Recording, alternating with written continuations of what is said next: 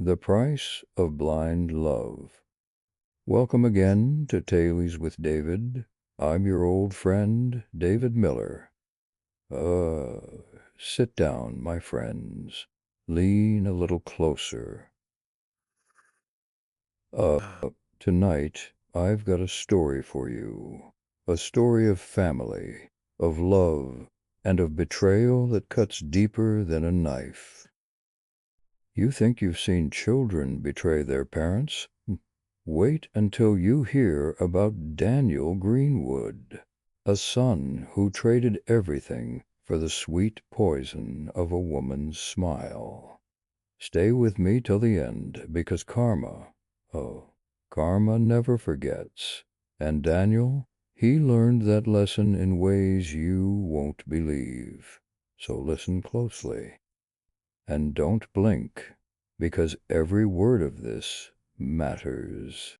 You see, in a quiet little town called Ashbourne, Massachusetts, they lived a family people admired, respected, and trusted, the Greenwoods.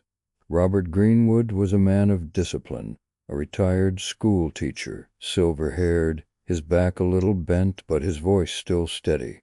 Margaret, his wife, was gentle but sharp, the kind of woman who could see through a lie before it even left your lips.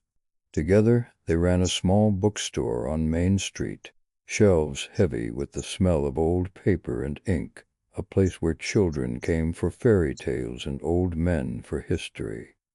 And then, there was their only son, Daniel, 23 years old, bright smile, quick tongue, and the kind of boy people said could sell snow in winter. Neighbors adored him. Women in town whispered about his looks, and Robert and Margaret, they were proud, so proud. They thought he'd one day take over the bookstore, maybe even modernize it, bring in new readers. But here's the truth, friends. Daniel wasn't satisfied. He never was. He looked at Ashbourne and saw only limits, small streets, small dreams, small people. And soon his heart, or maybe his hunger, was caught by someone who promised him more. Vanessa. Vanessa. Dark hair that glimmered like black silk under the street lamps, eyes sharp as broken glass. She wasn't from Ashbourne, no, she came from Boston. Rich background, they said, though she'd long been cut off from it. She carried the perfume of city nights, the laughter of crowded bars, and the arrogance of someone who'd burned through fortunes and didn't care. Now Robert saw right through her. The first time she walked into the Greenwood house, with her polished nails and expensive heels clicking against the wood floor, Robert's eyes narrowed. Margaret, she smiled politely, but later whispered to her husband, "That girl, she's not here for Daniel. She's here for something else." But Daniel was blind, completely blind. He looked at her as though she were his sunrise. Every word she spoke sounded like a promise, every touch like a destiny. And when his parents tried to caution him, he laughed it off. "You're old-fashioned," he said. "You don't understand. This is real." Real. That's what he called it, real. But little did he know, this real would cost him everything. His parents' trust, their years of sacrifice, and in the end, even his own dignity. Because when Vanessa wanted something, she didn't ask twice, and Daniel was about to find out what it meant to trade loyalty for love that was never love at all. Daniel Greenwood. He wasn't born cruel. No, he wasn't born ungrateful. He was once the kind of boy neighbors pointed to and said, "That Greenwood lad, he'll make his parents proud." He helped Henry, his father, chop wood behind their small white cottage on Willow Lane in Ashbourne. He carried buckets of water for Martha, his mother, never complaining even in the bitter cold, but Poison doesn't always come from enemies. Sometimes it wears silk dresses, perfume, and carries a laugh like church bells. That poison was named Clara Vance. Clara. She was dangerous the way fire is dangerous. You know it burns, but still you hold your hand close to the flame just to feel its heat. She was tall, with hair dark as raven feathers, and eyes so green that men stumbled over their words, and her smile. People in Ashburn called it the golden smile, because once Clara aimed it at you, you felt richer than any king alive. Daniel first saw her at Murphy's Tavern one Friday night in early spring. Rain pattered against the wooden windows, thunder rolling far away. He had just been paid that very afternoon $48 from helping his father sell timber. Henry had clapped his son on the back that morning and said, "Hold on to it, boy. That money's for the roof, for the winter cold, not a dime wasted." But when Daniel stepped into Murphy's Tavern and saw Clara, the words of his father scattered like dust in the wind. Clara was surrounded by friends, laughing, tilting her glass back. Daniel sat at the bar, clutching the $48 in his pocket, but he couldn't take his eyes off her. It only took one smile from her direction, one brush of her emerald eyes meeting his, and Daniel was lost. He ordered her wine. Not just one glass, no, 4 glasses, each 25 cents, a whole $1 gone in less than an hour. Clara's laughter rang like silver bells, and Daniel's heart, it swelled with pride. But pride is a greedy thing. It wants to be fed. Clara leaned close, her perfume drifting like lilacs, and whispered, "I've always loved oysters on the half-shell, but they're so rare here." Daniel, eager, waved the barkeep over. A plate of oysters was brought out. $2.50. $2.50. Enough to buy coal for a week in Asheville. And still, Daniel paid it gladly, smiling like a fool as Clara touched his arm. By the end of the night, Daniel had spent 12 of his $48, a quarter of his pay. And what did he have to show for it? Nothing but the echo of Clara's laughter in his ears and the ghost of her perfume clinging to his coat. Back at the cottage, Martha stood by the window, her shawl tight around her shoulders. She watched the tavern's glow flickering in the distance. "Where is my boy?" she whispered into the dark. Henry puffed his pipe in silence. At last he muttered, "He'll learn. Every young man does. But God help him if he learns too late." Clara knew exactly what she was doing. Every tilt of her head, every she breathed as she leaned closer, every trace of her hand brushing Daniel's sleeve, it was a rope tightening around him. At the end of that first night, Clara kissed Daniel lightly on the cheek and whispered, "You could give me the world, couldn't you?" And Daniel, young, foolish, drunk on her golden smile, whispered back, "Yes, anything. Anything." That single word was the first shovel of dirt tossed onto the grave of his family's peace. Daniel Greenwood, the son his parents once bragged about in Sunday gatherings at the church hall of Maple Hollow, now spending his nights in the dim back room of Clara's rented apartment on Cedar Street. If you could have seen him then, you'd barely recognize him. The boy who once carried his father's proud name, now chasing Clara's perfume like a moth chasing fire. Every night he would bring her little things, roses bought with borrowed cash, wine bottles paid with credit cards that were already screaming with debt. "Daniel," Clara would whisper, curling her voice around him like silk, "you're not just a man, you're mine, and I need you to take care of me, don't you? And Daniel, blinded, would nod without hesitation. He'd slide his hand into his pocket, pulling out another 50, another 100, whispering promises to cover her rent, to buy her dresses, to make sure she never had to lift a finger. But behind her sweet smile, behind that velvet laugh, Clara was clever. She knew what she wanted, and she had already learned the truth Daniel had not yet faced. His father kept his savings in the wooden chest beneath the floorboards of their old cottage's bedroom. One evening, when the rain poured heavy against Cedar Street's windows, Clara leaned close, her lips grazing Daniel's ear. Tell me, Danny, she purred. What would you do for me?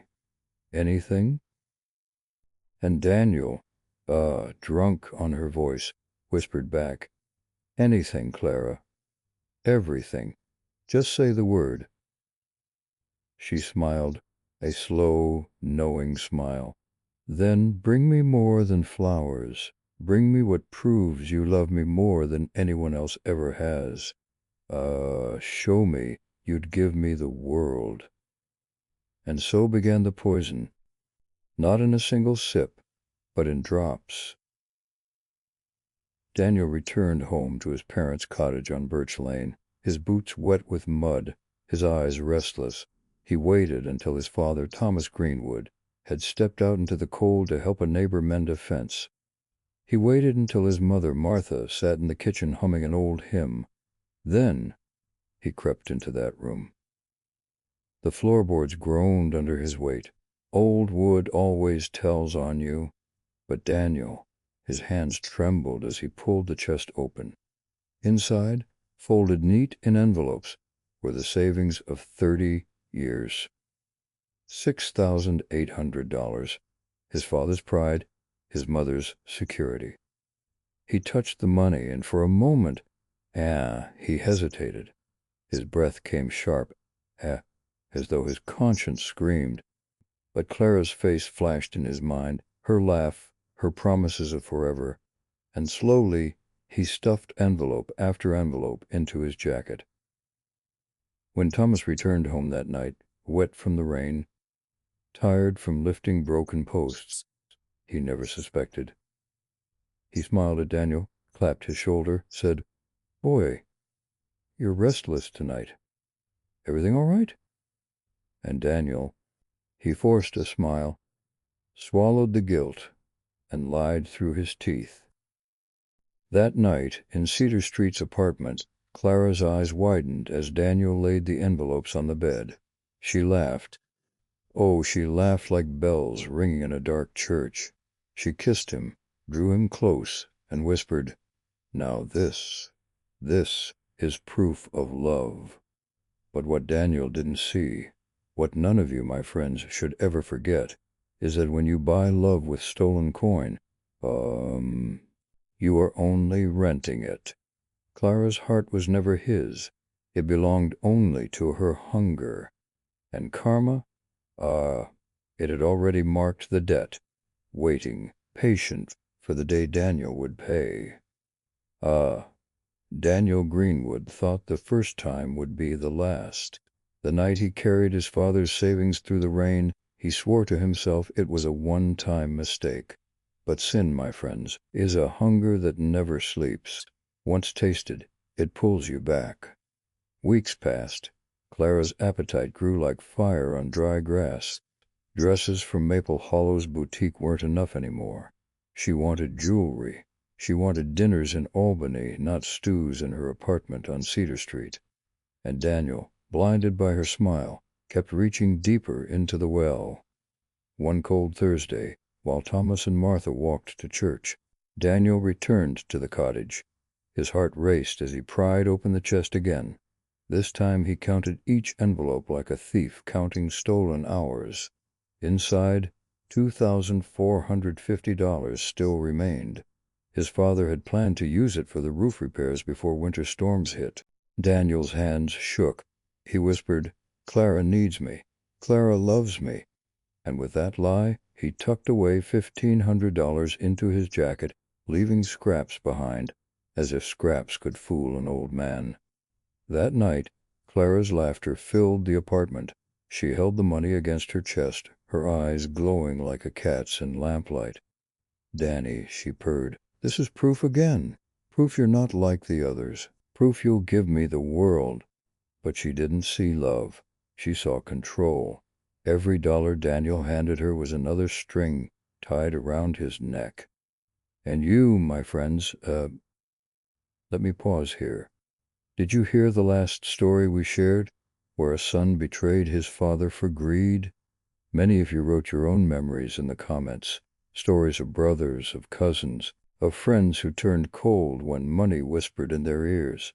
Tell me, does Daniel remind you of someone from your own life? If he does, share it below. Your words matter here as much as mine. When Thomas Greenwood discovered the missing money, he didn't shout. He didn't accuse.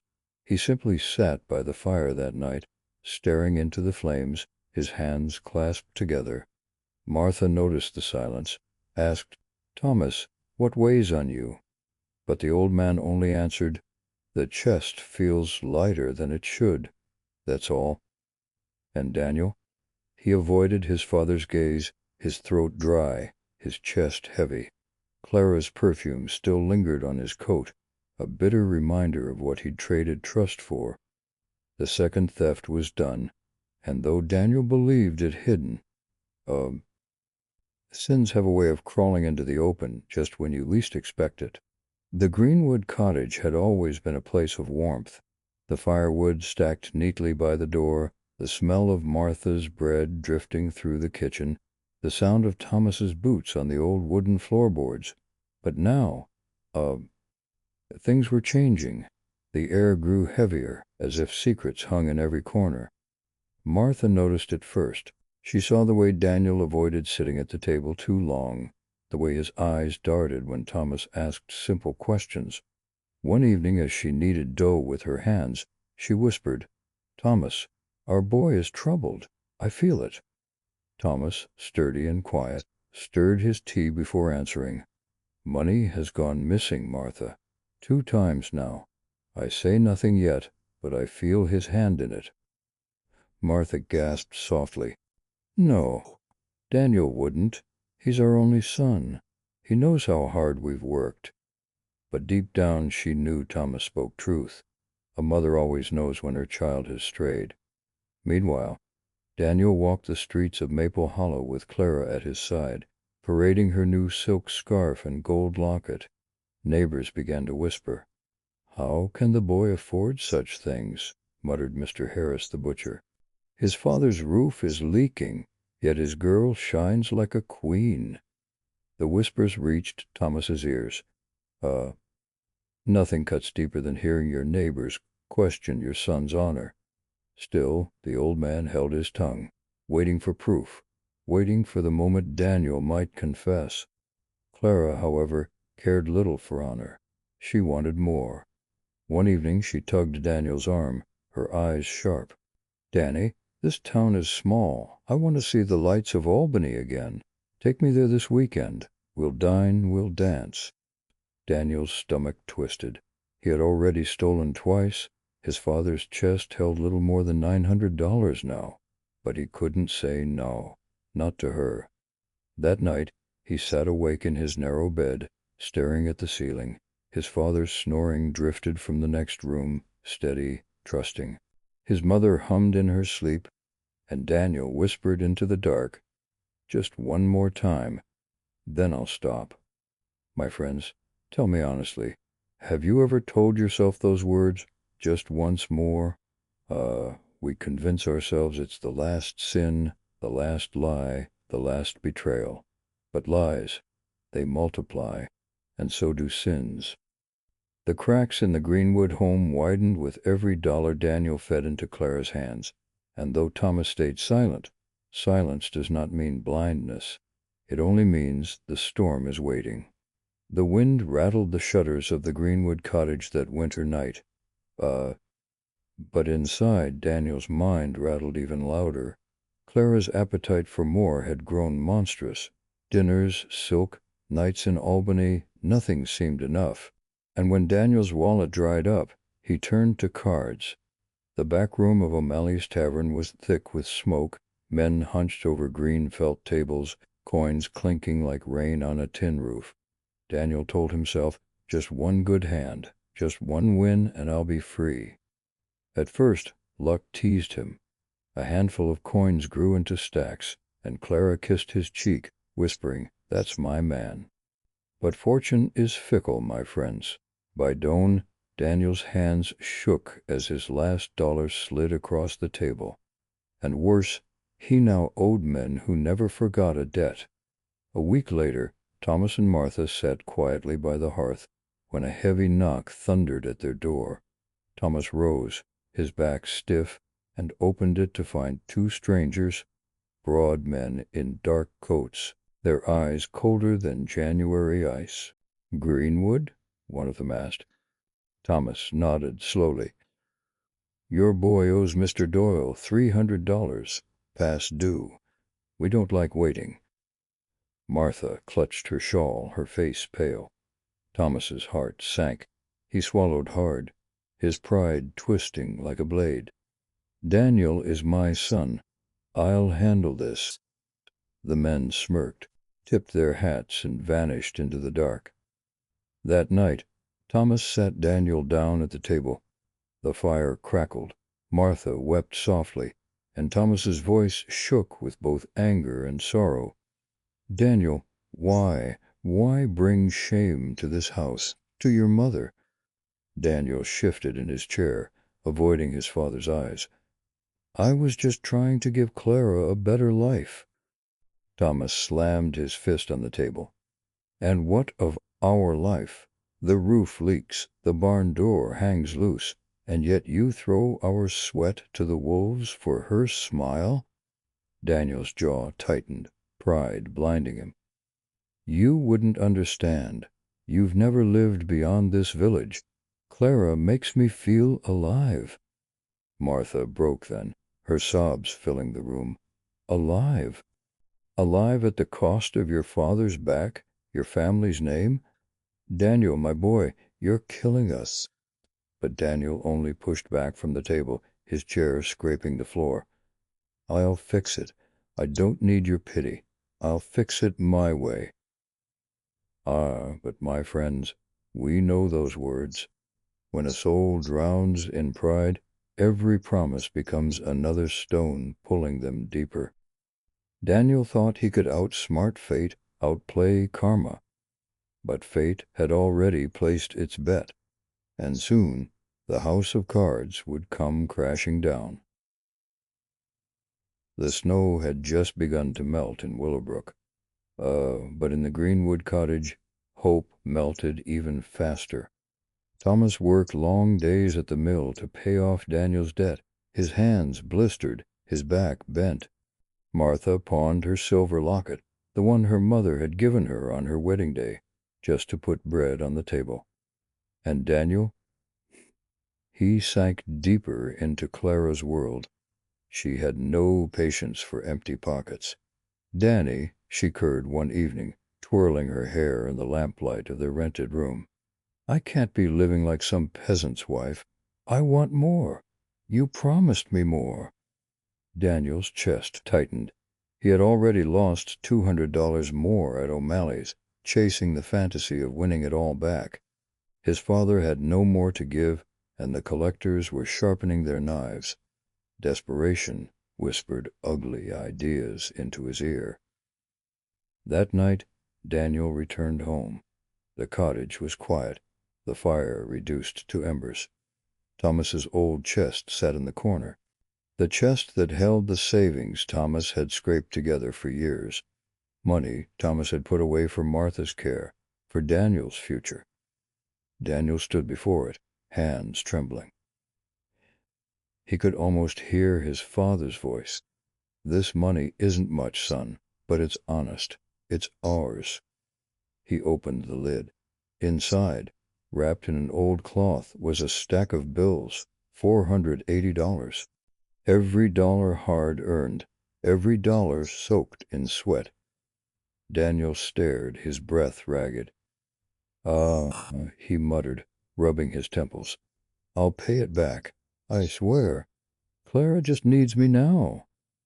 But we both know, my friends, when a man starts making promises to himself in the dark, he's already lost. Daniel stuffed the money into his coat and slipped out the door, leaving behind silence heavier than stone. The next morning, Thomas rose early. He went to the chest, humming softly, ready to count what little security he had left. But when he opened it, empty, gone, every last dollar. His body froze, his breath caught in his throat. Slowly he sank to his knees, clutching the sides of the chest. No, no more. Martha rushed to him, confusion turning to horror as she saw the emptiness inside. It was Daniel, Thomas whispered, his voice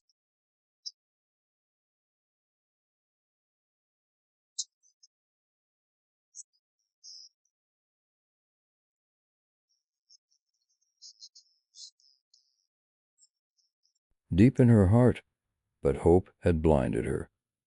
Thomas sat in silence, staring at the cold ashes in the hearth.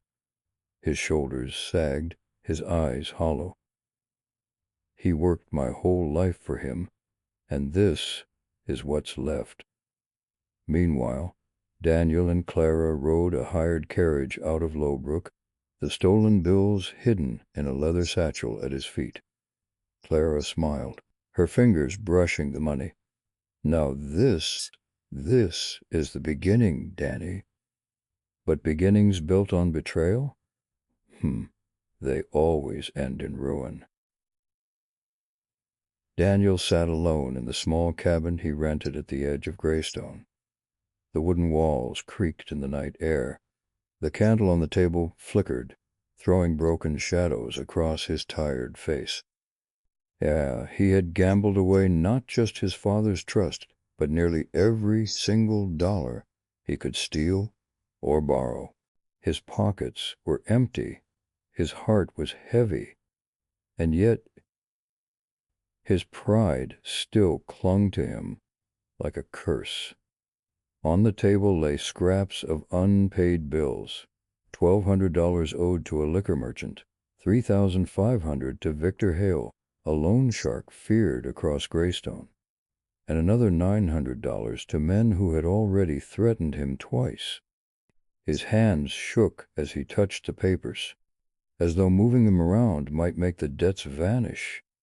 But no matter how he tried to trick himself, the truth stood like a shadow over him. Daniel had betrayed his father, Harold Greenwood, not just once, but again and again, until trust itself was nothing but ashes. And yet, did he feel regret? For a brief moment, yes. The memory of Harold's quiet eyes, the way the old man used to set aside $20 every Sunday for their meals, pressed against his mind. But then came the thought of her, Lydia, the woman who pulled him in with a smile that promised heaven but gave him poison. He still heard her laugh, soft, tempting, when she urged him to take just a little more. Only a few $100, Daniel. What's the harm? But those hundreds became thousands, and now the walls were closing in. That night, Daniel tried to sleep, but his dreams twisted into horror. He saw Harold sitting alone in the old cottage, clutching an empty wallet. He saw Lydia fading into the dark, lips curling with a cruel smirk. He gasped, jerking awake. Sweat ran down his back. By morning came the knock, 3 sharp raps on the cabin door. Victor Hale's men had arrived. Daniel's chest pounded as he opened the door. 2 men stood there, one tall, broad-shouldered, the other wiry, with eyes like knives. Time's up, Greenwood, the tall one said. 3,500 today, or your hands won't be much use anymore. I just need time, Daniel stammered, but they weren't listening. The wiry man seized him by the collar. He slammed Daniel hard against the doorframe. No more excuses. Pay or bleed. That night, Daniel realized the truth. No father to save him, no woman to protect him, no friends to call, only debts, shadows, and the echo of his own mistakes. My friends, have you ever seen pride eat a man alive like this? Have you ever watched someone dig their own grave, lie after lie? If Daniel's fall reminds you of someone in your life, tell me in the comments. Betrayal doesn't just live in stories, it lives everywhere. And maybe it has touched your world too. Daniel thought he had won. With his parents pushed aside and Melissa by his side, he believed the world was his. But the world has a cruel way of showing us the truth. Melissa's smile? Oh, that smile Daniel had thrown everything away for. It started to fade. Not because Daniel loved her less, but because she loved him less. Each day her eyes grew colder, each word sharper, and Daniel, once the golden sun, became nothing more than her puppet. One evening, Daniel came home to find Melissa laughing on the phone. He stood in the doorway, frozen, listening, and the words that poured from her lips cut him deeper than a knife. She wasn't talking to him. She wasn't talking about him. She was making plans with another man. Daniel's heart sunk. All the lies, all the betrayal he had sown against his own parents, it was staring him back in the face. Karma had arrived. He stumbled into the room, demanding answers, his voice shaking. Melissa just looked at him, calm, almost amused. "Daniel," she said, did you really think I wanted you? I wanted what you had, and now you have nothing." Those words crushed him. He had betrayed his parents, turned his back on everything good, only to be left broken by the woman he thought was his salvation. And that night, Daniel understood. You can't build happiness on the ruins of betrayal, because the same fire that burns others will one day burn you too. Daniel was shattered. The house that once felt alive with Melissa's laughter now echoed with silence. He sat alone, staring at the empty walls, his mind replaying every choice that brought him here. His parents' faces haunted him, the nights when his father had warned him, the tears in his mother's eyes when he walked away. They all came flooding back, and Daniel realized he had betrayed the only people who had truly loved him. For what? For a promise that dissolved like smoke? One morning, desperate for answers, he decided to return home. His hands trembled as he walked up that familiar path, the same path he had stormed down with arrogance months before. Every step felt heavier, like the weight of his betrayal was pressing against his chest. He knocked. No answer. He knocked again. Finally, the door creaked open. His father stood there, older, more tired, but those eyes still carried the love of a parent. "Daniel," his father whispered. No anger, no hatred, just sorrow. Daniel fell to his knees right there at the doorway, clutching his father's hands, crying out, "Forgive me. I was blind. I chose her over you, over Mom, over everything you gave me." His father lifted him up slowly, saying only, "It's not me you need forgiveness from, son. It's yourself, and it's God." Uh, Daniel's tears flowed freely. He knew this was only the beginning of his punishment. The road back would be long, and maybe he'd never truly make it back. But for the first time, he understood the depth of what he had lost. And my friends, let me pause here, because I want to ask you something. Do you feel Daniel's pain? Have you ever seen betrayal circle back like this, hitting harder than anyone expected? Share your thoughts in the comments, because stories like these, they aren't just tales. They mirror real lives. The days turned into weeks, and weeks into months. Daniel stayed close to his parents' home, helping his father in the garden, repairing broken fences, trying to patch the damage he had caused.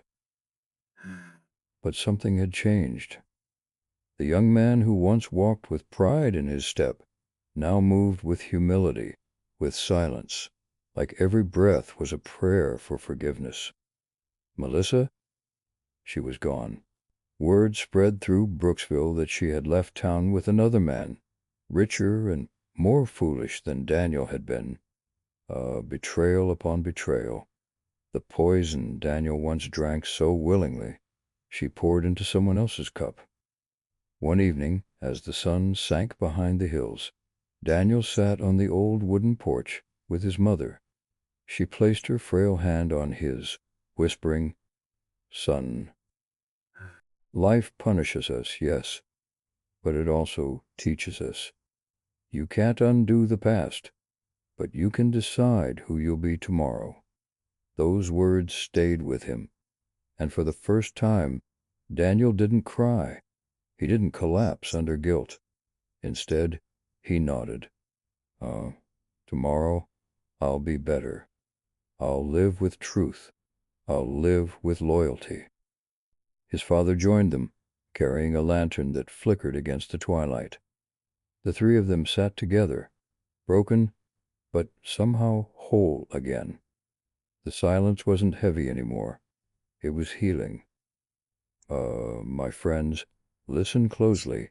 This story of Daniel Greenwood isn't just about betrayal or about a woman who lured him away. It's about choices. One wrong step can cost you everything, but one right step, even after the fall, can start you on the road to redemption. So remember this. Betrayal might break families, but forgiveness can stitch even the deepest wounds. And karma? Karma never forgets. It teaches, it strikes, and sometimes it even gives us a chance to rise again. That was the story of Daniel Greenwood. If you've traveled with me through all these chapters, tell me, did his journey move you? Did it remind you of someone you know, or maybe even yourself? Share your thoughts in the comments, my friends. I'll be waiting to hear from you. And until next time, this was your old friend David Miller, bringing you another tale that lingers long after the last word.